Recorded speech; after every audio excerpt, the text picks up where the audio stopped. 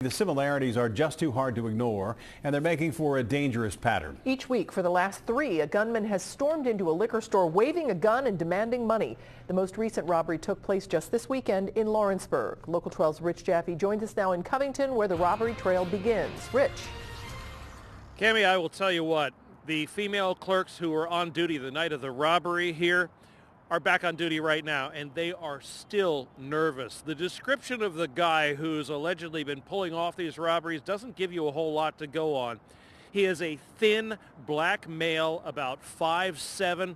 He is wearing usually a dark hoodie, and it's possible now that he has his hair in either tight curls or cornrows. The good news is Lawrenceburg Police believe they have a good witness. The thief has been hitting one liquor store a week for the last 3 weeks. The first one was Liquor City in Covington on Thursday, January 15th at about 10:45 at night. Surveillance cameras caught him in the act here.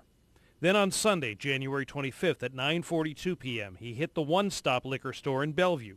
Cameras again caught him in action. Even his body language was the same as the Covington robbery. Last Saturday at 9:17 p.m., police believe the same thief, brandishing the same black semi-automatic handgun, walked into this Whitey's liquor store in Lawrenceburg and robbed the clerk here. He's got his routine down. This is not his first robbery. But yes, I mean, for the employees, they are very scared, terrified. Our employee was very terrified. To come in and to have a normal day of working and someone just holding a gun right to your face is terrifying. And I believe that's what happened in all 3 of these situations, from Covington and then to ours. The thief walked out of Whitey's with cash, Newport cigarettes, and 2 bottles of Patron tequila. He did rip the phone out of the wall.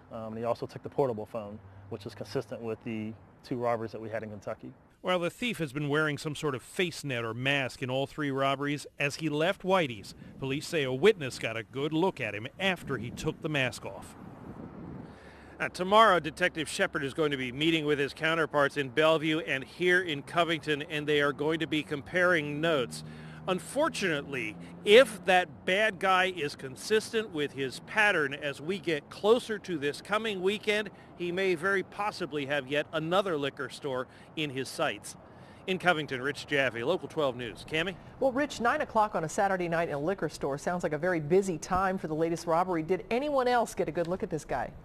That's one of the other interesting things here. He timed it in such a fashion that when he went into that Lawrenceburg liquor store, the only person in there was the clerk. And that tells the investigators that he very possibly was sitting outside that store. He had it under surveillance. He was watching it, and he was timing the people coming and going to the point that he could get in there with just the clerk behind that counter. Very scary. Yeah, very bold. All right, Rich Jaffe, thank you. And if you know anything about the person or people behind these robberies, pick up a phone and call Crime Stoppers before things get even more serious. You can get cash for your clues and stay anonymous. And here's that number, 352-3040.